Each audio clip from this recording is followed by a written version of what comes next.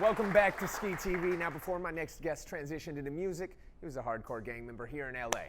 I'm glad he made the move because over the years, I've enjoyed his music and my car hasn't been stolen.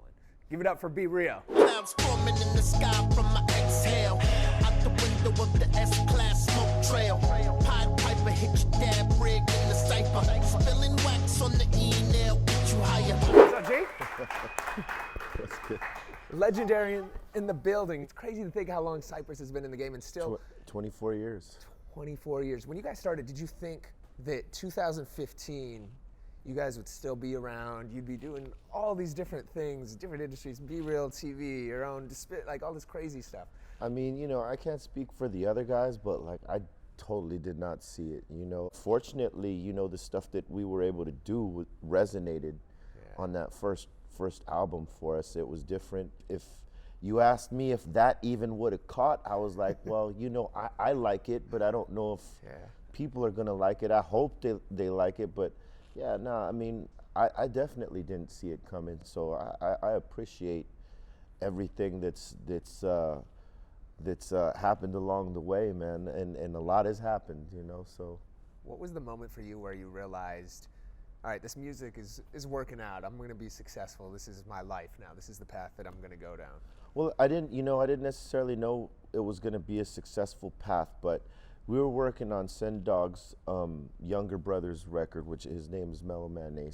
He had a song called Mentirosa. It was a big song for its time, and he was kind of one of the first Latino rappers rocking the Spanglish style and all that stuff. And you know, Dogg and myself and Julio G, DJ Julio G, we were all a part of that whole thing. I wrote a couple of songs on that album, and you know, I started to think, yeah, you know, maybe I could do this. And then Muggs wanted to make a group.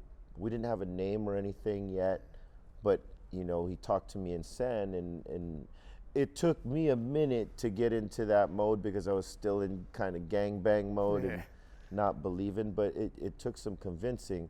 So the thing that convinced me was writing for Mellow, and I thought, okay, if I do this with Muggs and Dogg, I have to choose. I cannot bring this gangster shit into the music. I cannot fuck this up, excuse me.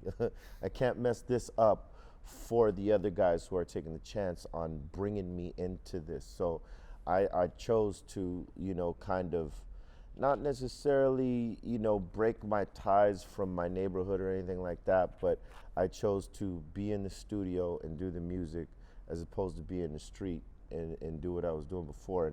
And I made that conscious effort, and some of my homies liked it, and some didn't necessarily agree with it, but that's the nature of it. And eventually they learned to accept what I was doing, and you know, fortunately, it all worked out. It's an interesting point, because what I don't think a lot of people realize, and what we see seems to happen so often is in this business, is people can't give it up and can't. I always say it's about evolving. It's not changing who you are. It's just, look, when those things come, and you don't want to, like, no matter what you're doing, you're not going to be doing the same thing you were doing when you were a kid as you grow up. But I think it's tough for a lot of people to accept that. What advice would you have to, not even artists, but people in general as life goes on, that are in maybe a negative situation and they want to turn something positive, but they're scared of not keeping it real or whatever? You know, a lot of people in that situation think they're stuck, you know, because either they're born into it or you move to this neighborhood and boom, you succumb to the rules of that neighborhood. You know, and sometimes you're just recruited whether you want to be or not. And, you know, you could get stuck in that life if you settle for what that life is, you know, and those, you know, sometimes, you know, you're not afraid to take that bullet. You're not afraid to go get in that fight. You're not afraid to go to the penitentiary, but you're afraid to take the chance to step away from this and make a better life, because this shit is easier. Yeah, and more money. It's more dangerous, but it's easier, and, you know, obviously the hustle and all that stuff, you know, it's very attractive, but the path that it leads to, you know, not necessarily. And, you know, I tried to throughout the years, through the music, show the difference in the path you take. It's real. We got kind of an announcement that we want to kind of world premiere and make right here. So we got a platform, you might have heard of it, Dash Radio. Dash Radio. What are we going to do?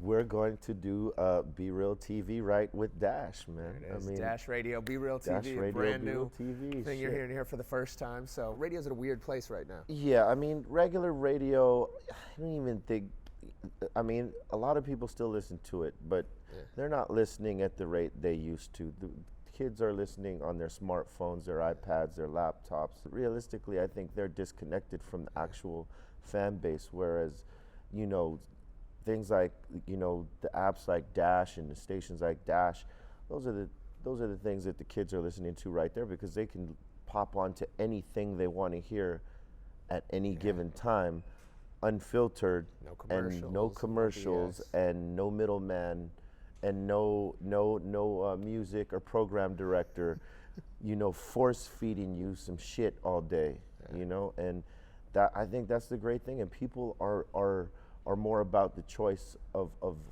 being able to choose what they listen to, and, as opposed to it being force fed every day. Yes, you get it for free in your car radio, but you know, we're coming to the cars next. Coming to the cars we'll next. What are they gonna do, Skee? We're doing it. They ain't ready for it. You're always pushing the boundaries. You're always doing new things. You got a new project came out, The Murder Show. Yes. Shout out to D. Shout out to Exhibit, part of those groups. And then what, a new Cypress Hill album I'm hearing about? Yes. You know, I've been, you know, busy with music as well as the BREALTV shit. You know, what we do with the new Cypress record, I can't tell. I would love to give that away for free. Yeah. You know, just that. I think that would be big to people if we just gave it to them after so many years of you know, selling them these records, man. That would be the ultimate give back to the fans, I think. So that's been where my head's at, like giving the people the music. I mean, they can come to the show, buy the tickets, buy the merch, and they do all that, and they do. They show that love, you know. So that's been my thing in the last, you know, few years, is just giving the music away, and it's been good, man. You know, people appreciate and they support, and it's just getting bigger and better.